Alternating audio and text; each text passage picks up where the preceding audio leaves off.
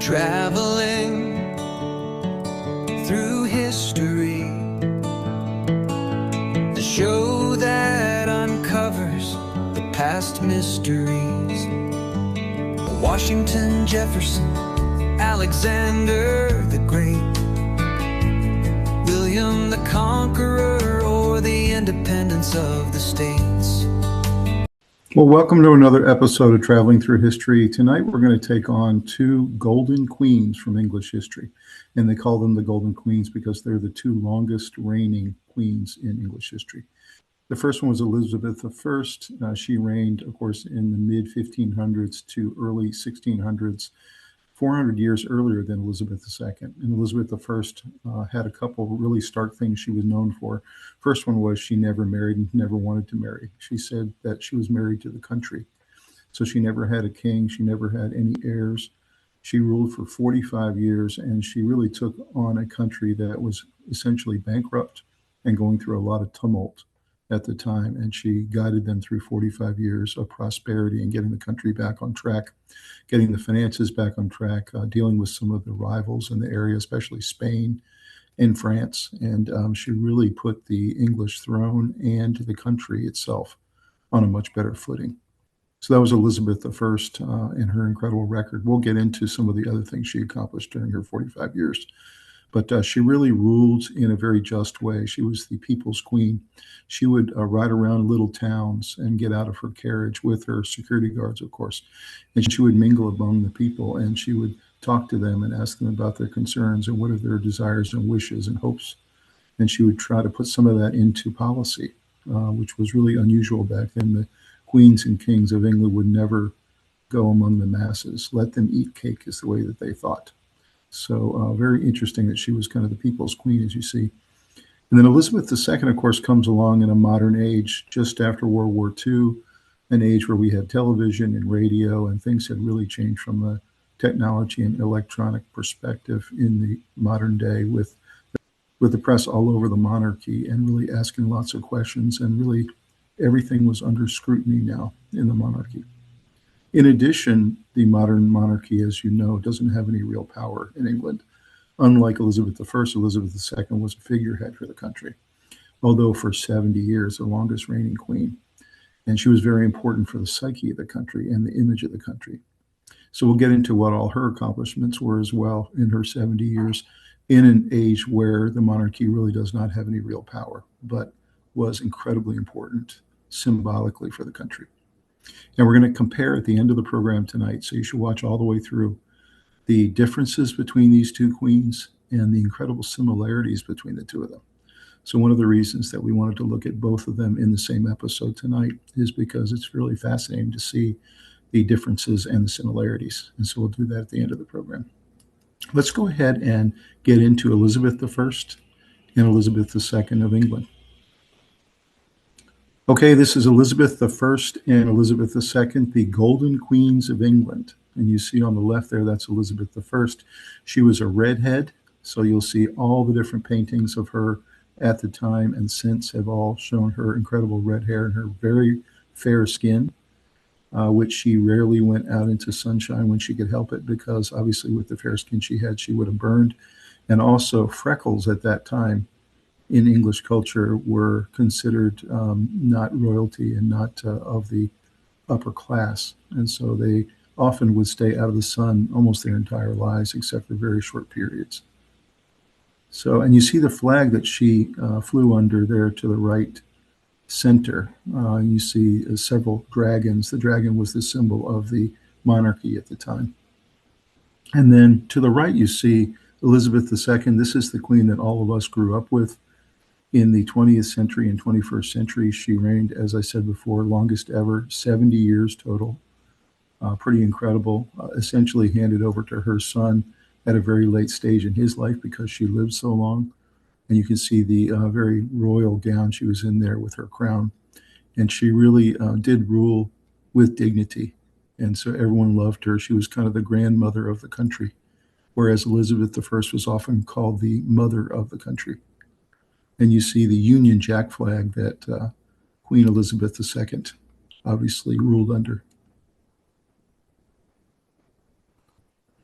So let's talk about those flags and the history of the British flags. It's actually a really fascinating history.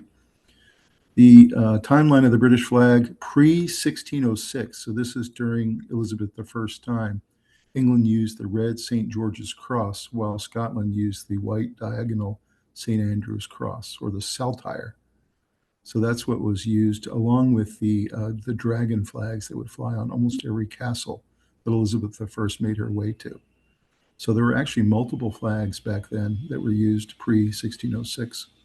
In 1606 itself, after she passed, the first Union flag was drawn up, and that was following the 1603 Union of the Crowns, where King James I, who took over from Elizabeth I, she commissioned a new flag for use at sea, combining the two crosses, one of them diagonal and one of them vertical, as you saw before. And the Union then now brought together the flag of England and the flag of Scotland. And 1707, 100 years later, the flag of Great Britain was introduced. This was the Acts of Union that was formally joined between England and Scotland, adopting the 1606 design as the national flag of the Kingdom of Great Britain. So you can see that that flag then was flying from both of those areas of the Great Britain kingdom. Then in 1801, the modern Union Jack flag that we know today was brought in, following the Act of Union with Ireland. And the red diagonal St. Patrick's Cross was added to represent Ireland, creating a current design that we are used to today. In the 19th century to present, the flag acquired its modern 1/2 proportions, previously 3:5, with official colors and design standards maintained by the College of Arms. So really, it wasn't really until the 19th century when we started to see the flag that we see flying above British installations today. You can see this was the flag that was often flown at most of the castles that Elizabeth I would ride around to and stay in and go see her people in different towns around England. So this was the flag that was used the most back then, pre-1606. This was the flag of Scotland for many, many centuries. And as you see, when we get to the official Union Jack flag, you'll see that the flag of Scotland was incorporated in the Union Jack symbol. The King James flag did not become an official flag until the reign of Queen Anne, when England and Scotland united their parliaments to give birth to the new nation of Great Britain, which combined England and Scotland into one country. So you can see the King James flag there to the right. And then the flag of Ireland in 1800 became part of Great Britain as well, in the Act of Union that brought Ireland, England, and Scotland all together under one flag. And they took this cross that was used as a flag of Ireland, and you can see here it was then incorporated into the Union Jack along with all the other symbols. So here's the Union Jack flag that we've come to get used to. This is a flag of the United Kingdom of Great Britain and Northern Ireland, and it's referred to as Union Jack or Union flag. That's the item that they fly today. It's interesting, there's some disagreement as to the origin of the term Union Jack. Where did it come from? One source cites it evolving from the jacket of the English or Scottish soldiers. Other alternatives were that it was the short version of Jacobus, which was the Latin version of James. It may also have been derived from the term Jack, which once meant small, as evidence to the nickname of Jack, which once meant Little John or John Jr. A proclamation by Charles II required that the Union flag be flown only by ships of the Royal Navy when it was first introduced. So isn't that interesting? The Union Jack, which then combined the flag of Scotland, the flag of England, and the flag of Ireland all into one flag, at first was only flown on ships, and then eventually became the official flag of the entire country. So really interesting history there of the British flags and as they evolved into what we know today. Well, let's talk about Elizabeth I, the Virgin Queen. She was called the Virgin Queen, of course, because she never married and never had any heirs. Elizabeth I was Queen of England and Ireland from November 17th, 1558 until her death in 1603. So she ruled for a full 45 years. She was the last and the longest serving monarch of the House of Tudor, sitting on the throne for 45 years total. Her eventful reign and its effect on history and culture gave name to the Elizabethan era, which you'll hear that a lot in history, Elizabethan, because her 45 years were so consequential and so prosperous for England. They're still regarded as the golden age of England. Elizabeth succeeded her elder half-sister Mary I of England, who reigned for 5 years from 1553 to 1558. She would exasperate ministers and suitors alike with her insistence on remaining unmarried and single. The queen was a shrewd and capable ruler who survived plots that threatened her life and the 1588 invasion of the Spanish Armada, which threatened her kingdom. Of course, Spain at the time was England's biggest rival, especially on the open seas. Glorifying in her own carefully cultivated legend and image, England ruled an England which grew in confidence during her reign. Witnessed the plays of William Shakespeare from 1564 to 1616 and saw the exploration of the New World under her commands. Elizabeth died at age of 69 in March 1603, and as the Virgin Queen left no heir, she was succeeded by her closest relative, distant cousin, James VI of Scotland, who became James I of England at the time and ruled for 22 years. So you can see a great picture there to the right of her, all decked up, Elizabeth I of England, who became queen. However, as you'll find out later, both she and Elizabeth II were third in line to the throne and weren't given much chance of ever becoming queen, and yet both of them did. In terms of Elizabeth I, her early life, she was born September 7th, 1533 at Greenwich Palace. She was the daughter of Henry VIII of England and Anne Boleyn. The princess was named after her grandmother, Elizabeth of York, wife of Henry VII of England. When her father fell out with Anne and had her imprisoned and then executed, his marriage was annulled, and Elizabeth was considered and declared illegitimate. So you can see it was even more unlikely she would become queen because she was now illegitimate. The king then married his third wife, Jane Seymour. In May of 1536, Jane gave Henry a legitimate son, Edward, who would then succeed his father and become Edward VI of England. Elizabeth did not find a happy family home until her father married his sixth and final wife, Catherine Parr, July of 1543. Catherine Parr undertook the welfare and education of all of her adopted children, including Elizabeth.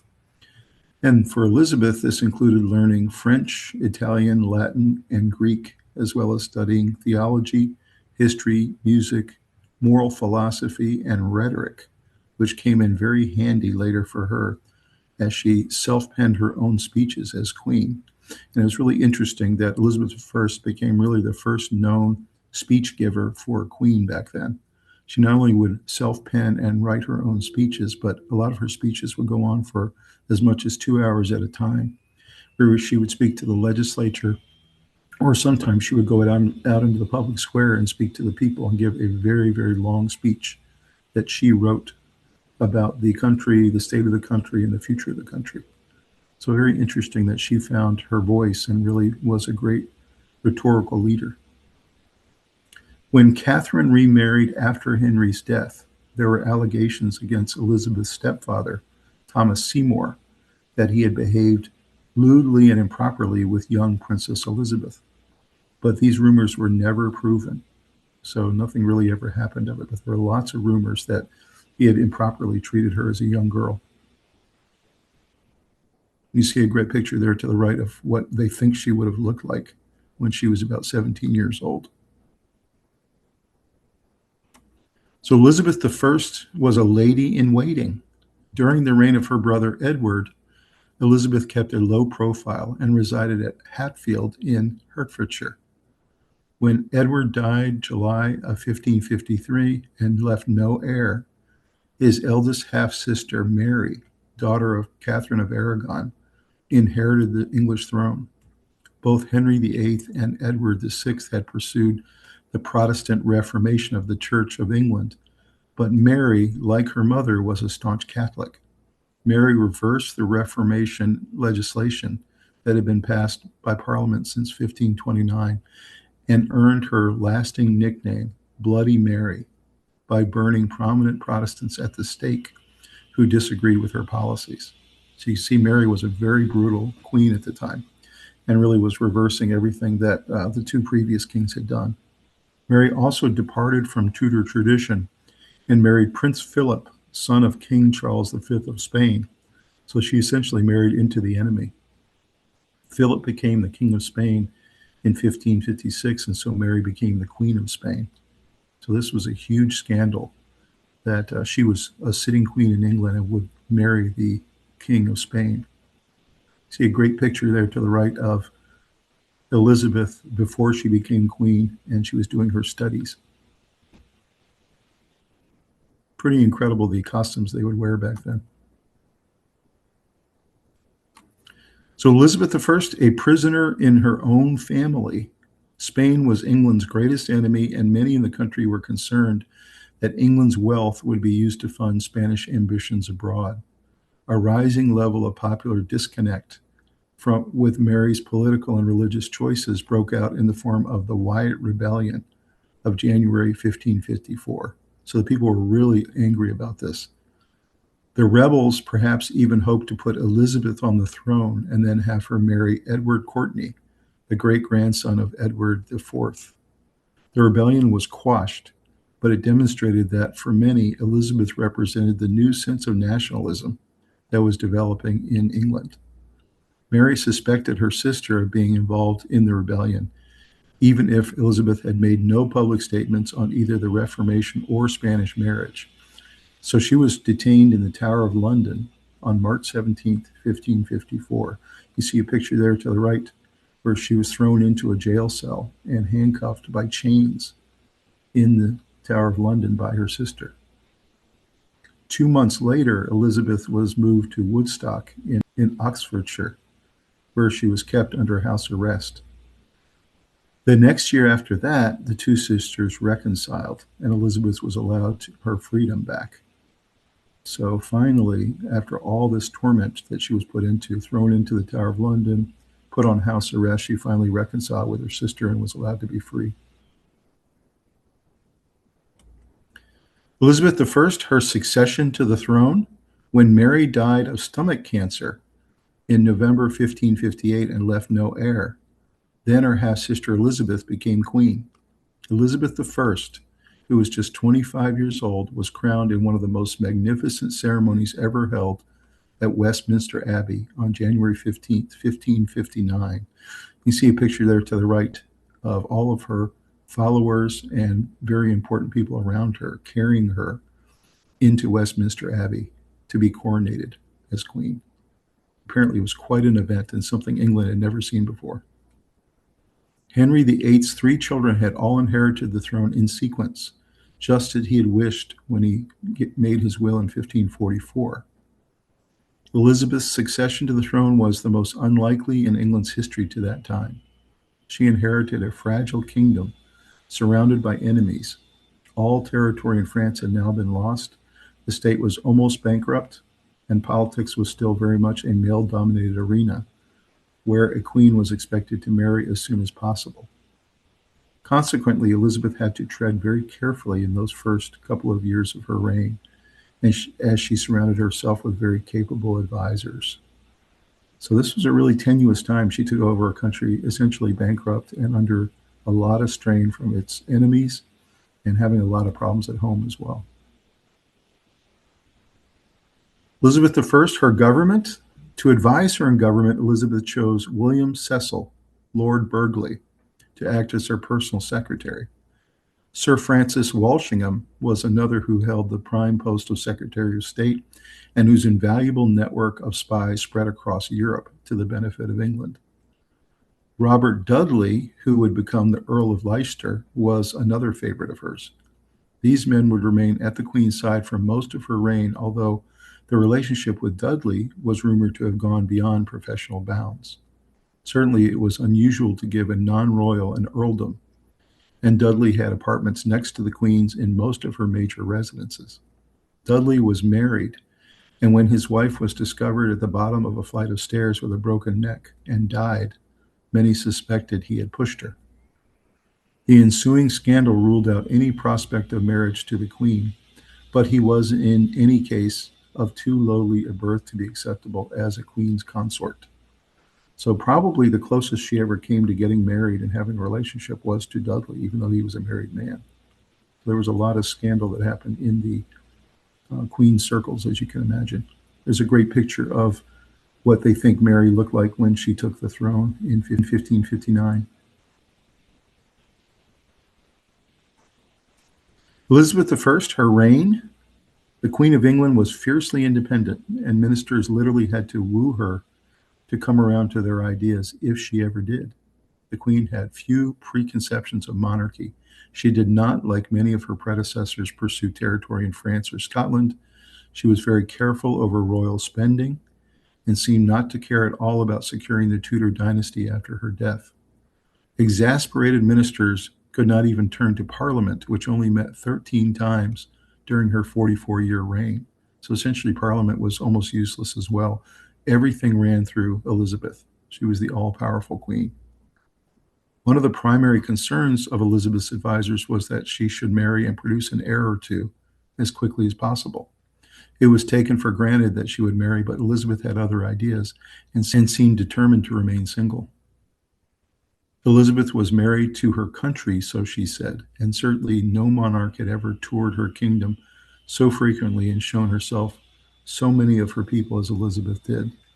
As we talked about, one of the things she would do is she would ride around in the countryside in her carriage with her protection and stop in little towns and little villages and actually get out, walk around the streets and talk to the people and ask them what they thought and what they were happy about, what they weren't happy about.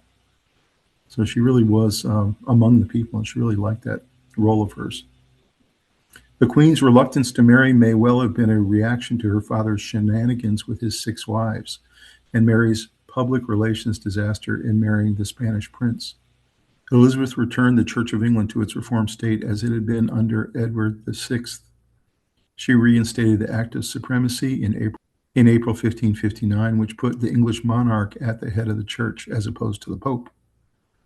Thomas Cranmer's Protestant Book of Common Prayer was reinstated, which was the 1552 version, and became the major Book of Common Prayer in England. Hardline Protestants and Catholics, though, were both dissatisfied with England's pragmatic stance as she went for a more middle-of-the-road approach, which appealed to the large, indifferent majority of her subjects. She truly believed in freedom of religion. And so, as you can imagine, there was a real battle over her time and her attention from both the Protestants and the Catholics, who both wanted their church to be the dominant religion. Great picture there to the right of the types of suits she would wear as queen, as she would preside over her official duties and also when she was among the people. Elizabeth I, her accomplishments.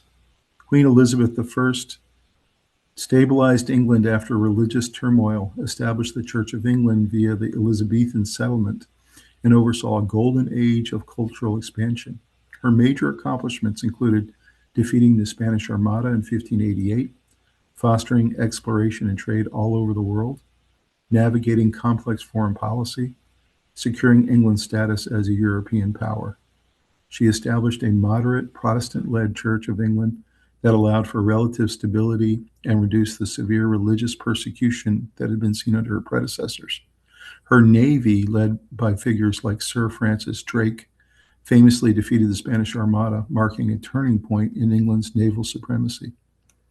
Upon ascending to a bankrupt state, she implemented fiscal reforms that stabilized the currency and removed national debt by 1574. So it took her about 15 years to clear the national debt, but she did so and put them on a really good footing as a country. Her reign, often called the English Renaissance, supported the arts, featuring figures like William Shakespeare and Christopher Marlowe. She supported overseas exploration, including Francis Drake's circumnavigation of the globe and founding of the East India Company. England was wealthier than it had ever been in the 45 years under Elizabeth I. And it's actually not close. If you really look at all the different reigns of the different monarchs, she really had the best run when it came to building wealth within the country. Known as a skilled politician, She ruled for 45 years, managing domestic threats and utilizing the Privy Council effectively to manage state affairs. She became the people's queen by going to every area of her kingdom multiple times and often getting out of her carriage and talking with the people in the streets about their concerns. Some great pictures there to the right. You can see of her sitting on the throne with her men surrounding her. And then another one of these wild outfits that she had there in the middle that she would wear when she was wearing her crown and presiding over official duties. So really quite a record she had. Pretty incredible the impact she had on English history in her 45 years. She was totally focused on making the country better, making it better for the people. Elizabeth I, her death and successor. Elizabeth died likely from a mix of bronchitis and pneumonia on March 24, 1603 at Richmond Palace. She was 69 years old and had outlived all of her friends and favorites. She was buried in Westminster Abbey.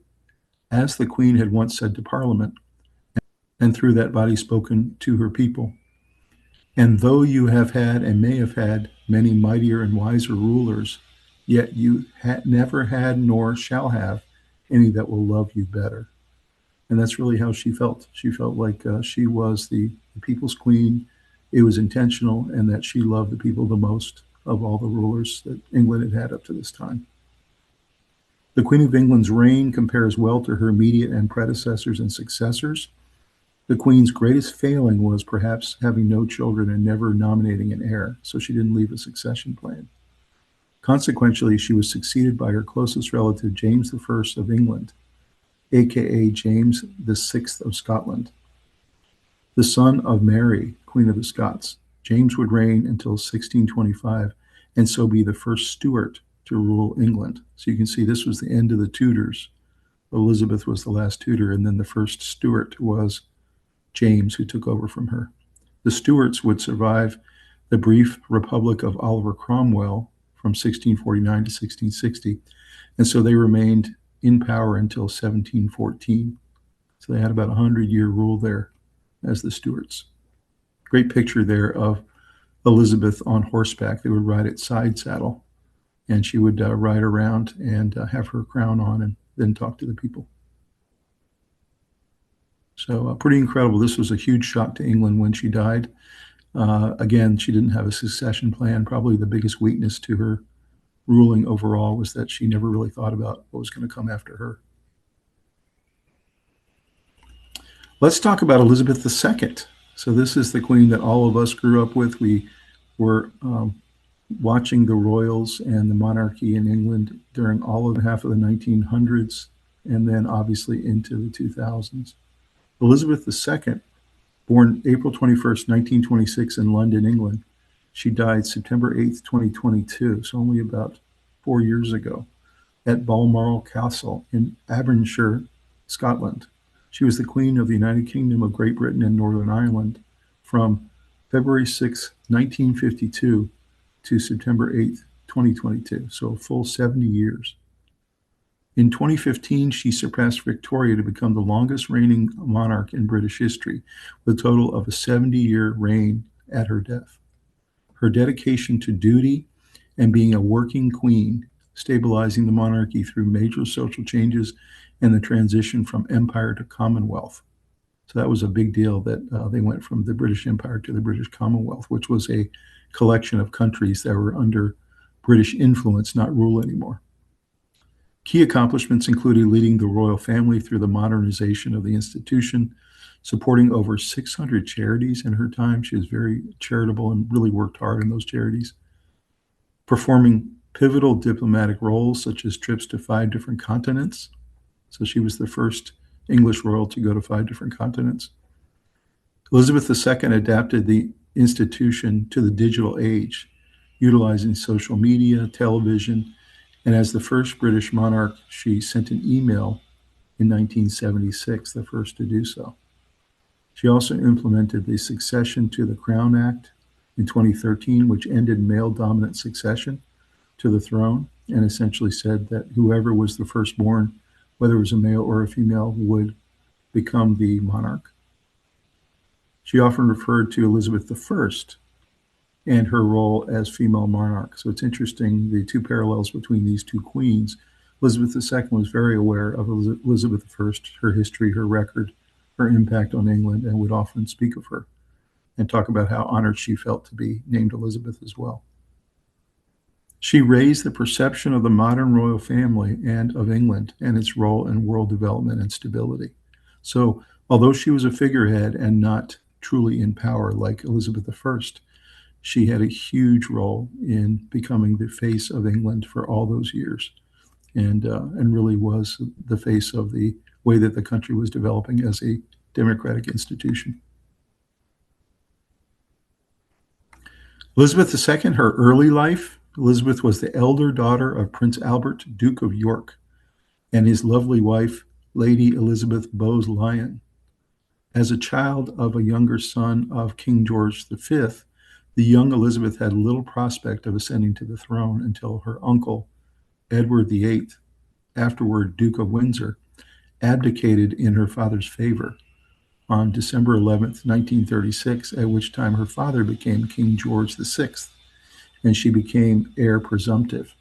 So just like Elizabeth I, Elizabeth II had very little prospects of ever becoming queen when she was born because her father was second in line to the throne, not first. And because of this abdication by Edward VIII, her father then became king.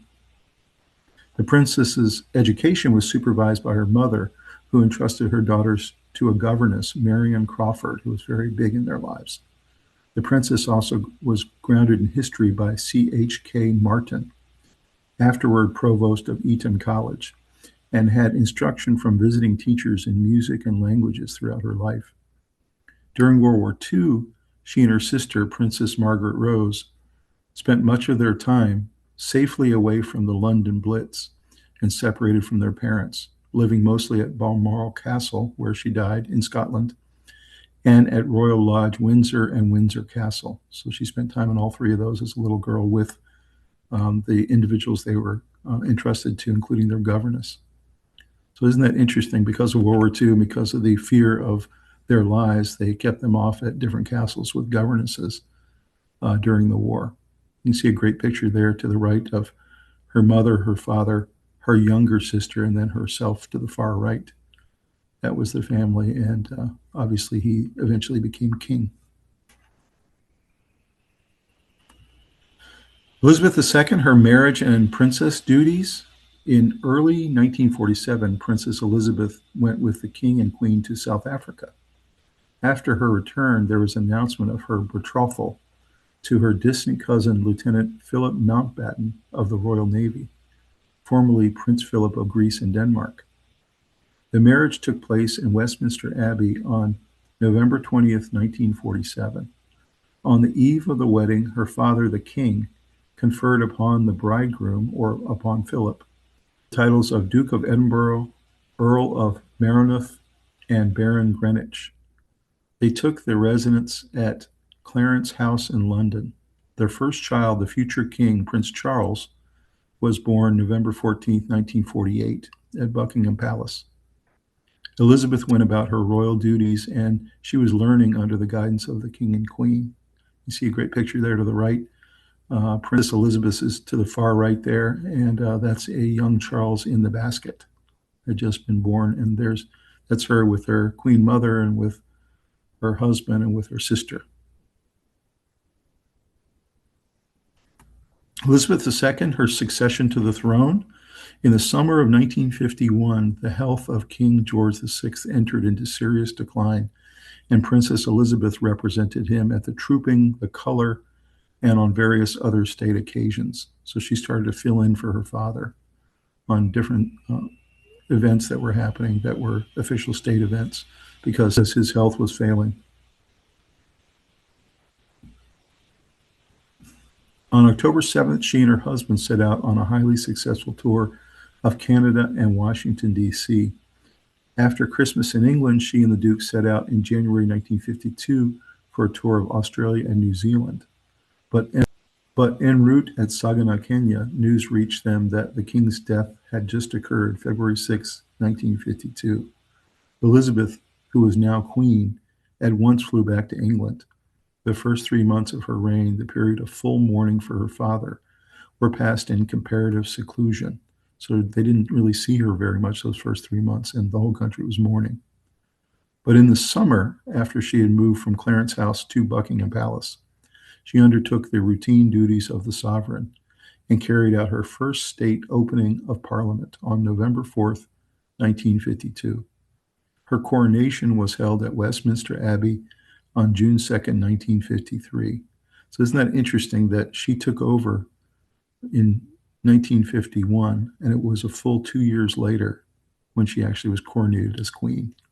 And you see what the official picture was there to the right when she took over as queen and was coronated. Really an incredible event there at Westminster Abbey.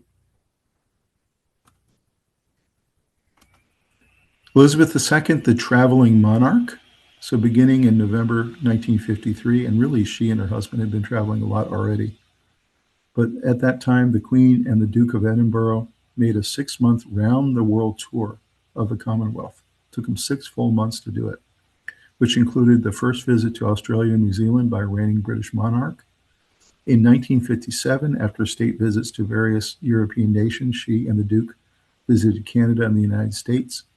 In 1961, she made the first Royal British tour of the Indian subcontinent in 50 years, and she was also the first reigning British monarch to visit South America in 1968 and the Persian Gulf countries in 1979.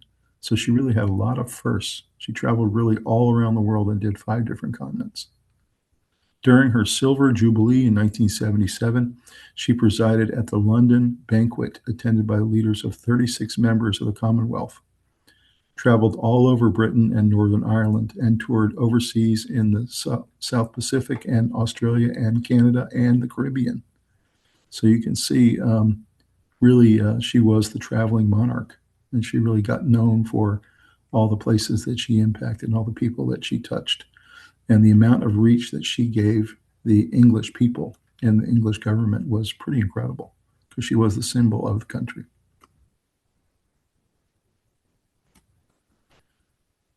Elizabeth II, the Queen's family. On the accession of Queen Elizabeth, her son Prince Charles became heir apparent. He was named Prince of Wales on July 26, 1958, and was so invested on July 1st, 1969. The Queen's other children were Princess Anne, who came second, Anne Elizabeth Alice Louise, born August 15, 1950, and created Princess Royal in 1987. Prince Andrew came next. He was born February 19, 1960, and created Duke of York in 1986. And Prince Edward was the last. He was born March 10, 1964, and created Earl of Wessex and Viscount of Severn in 1999. All these children have the surname Windsor, but in 1960, Elizabeth decided to create the hyphenated name Mountbatten Windsor for other descendants in the line, not Prince or Princess or Royal Highness. It's really interesting that many of the people that are cousins and other relatives have the name Mountbatten Windsor, not just Windsor.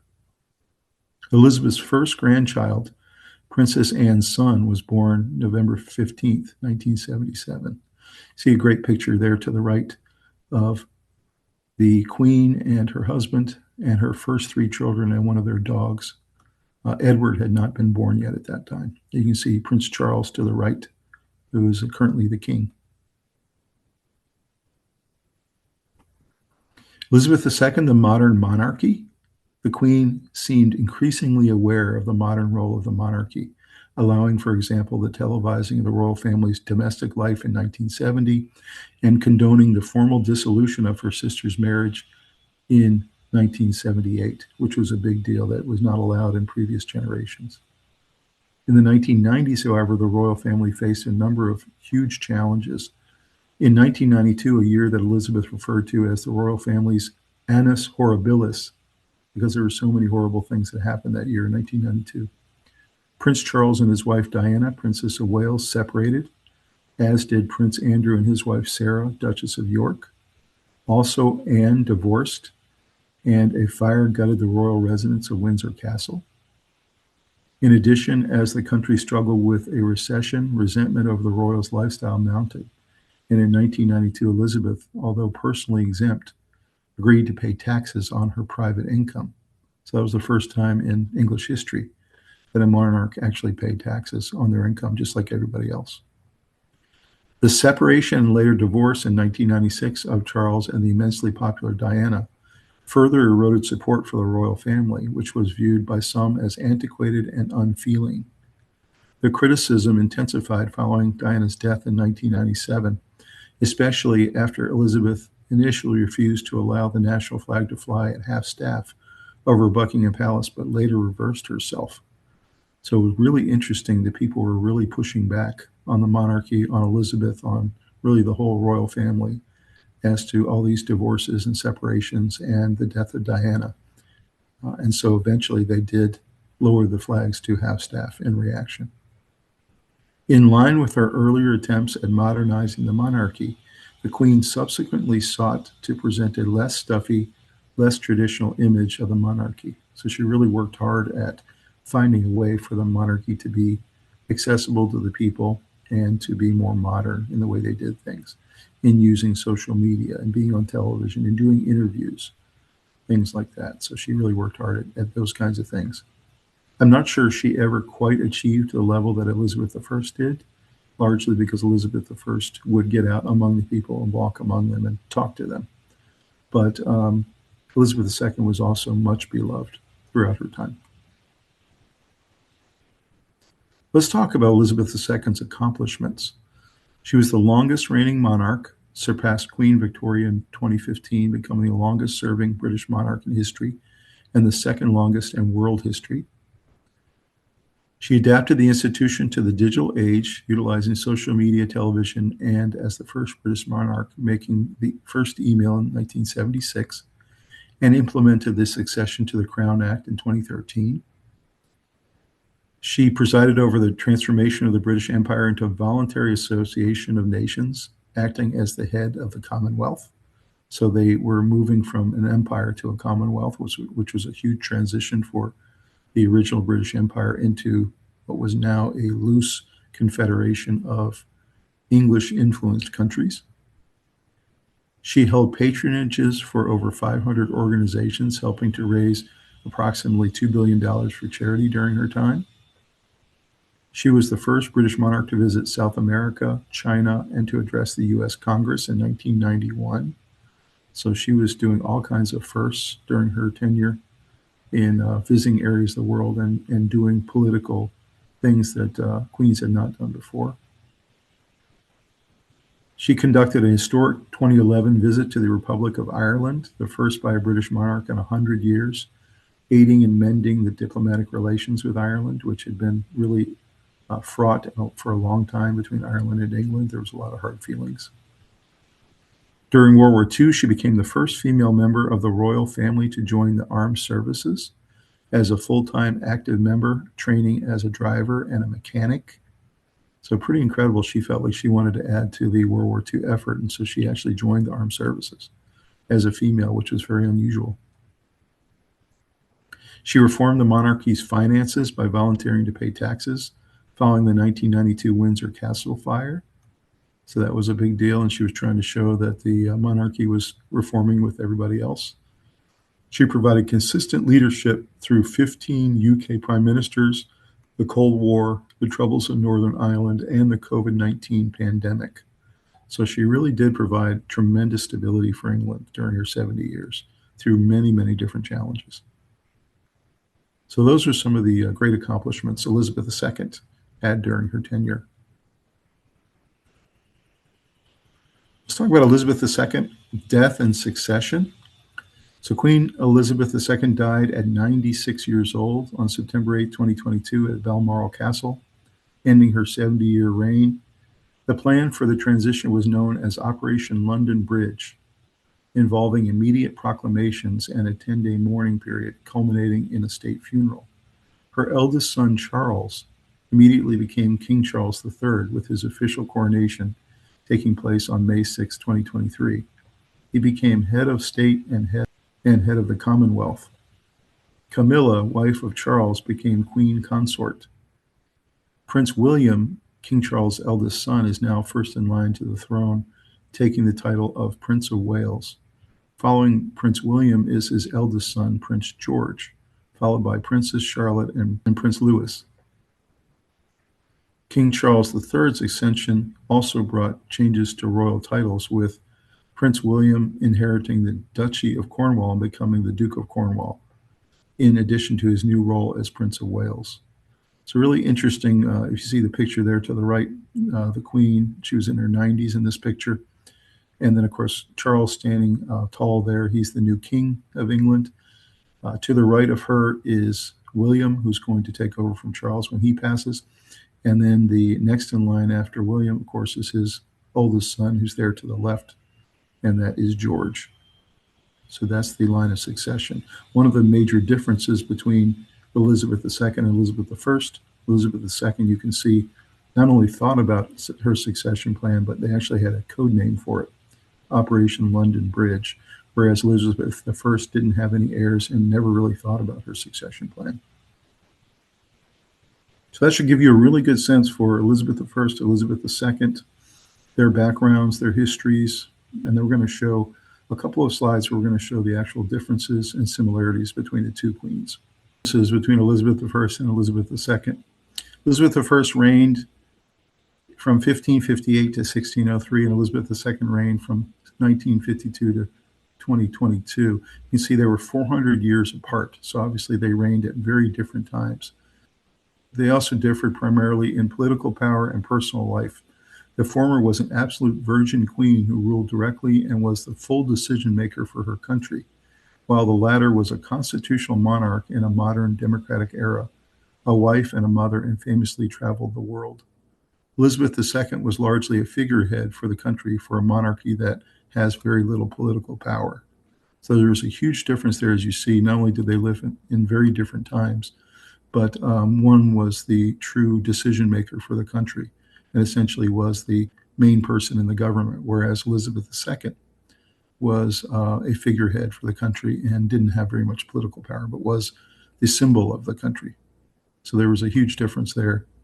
Elizabeth I never married, becoming known as the Virgin Queen, and was the last of the Tudor dynasty. Elizabeth II was married to Prince Philip for 73 years and was a mother, a grandmother, and a great-grandmother.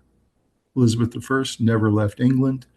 Elizabeth II, as the head of the Commonwealth, traveled to over 100 countries during her reign.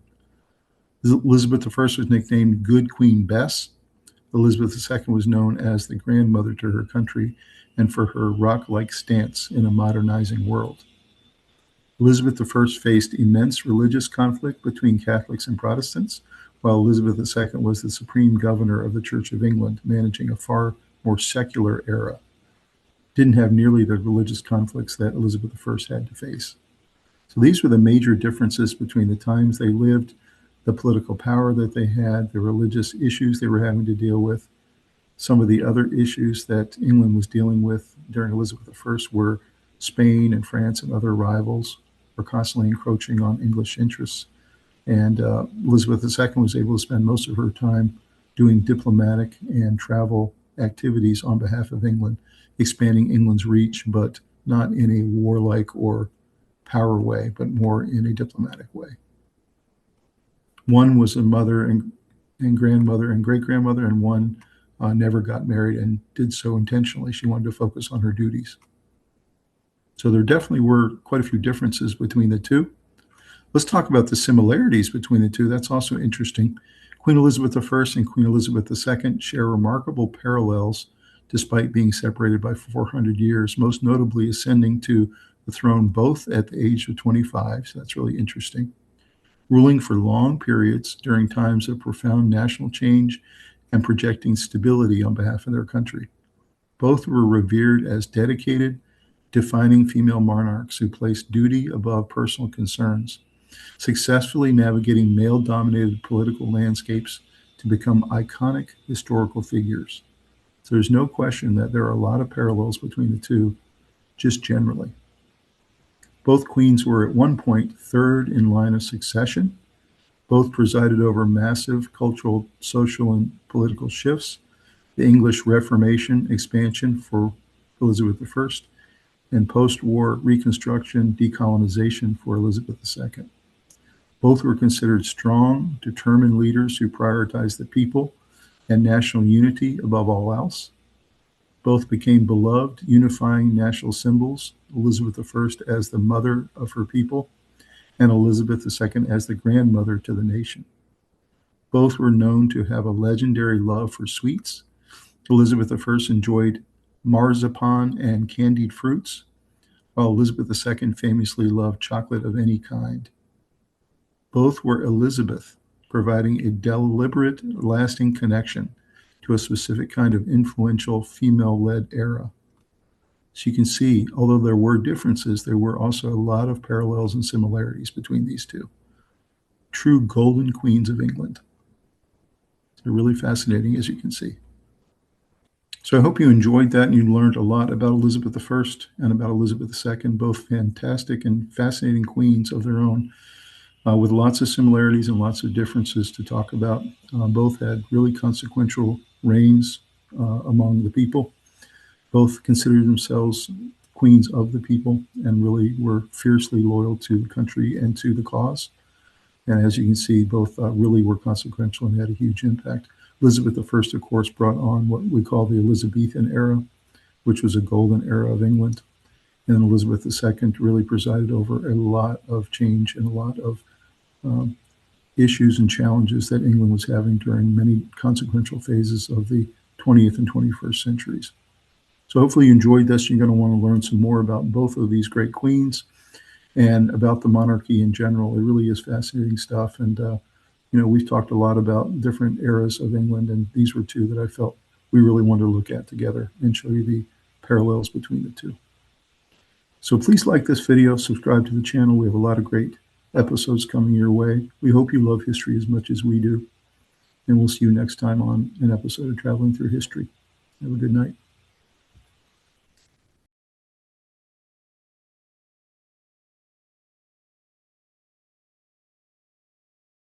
Traveling through history,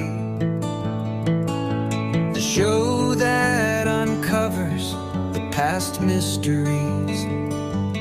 Washington, Jefferson, Alexander the Great, William the Conqueror, or the independence of the states.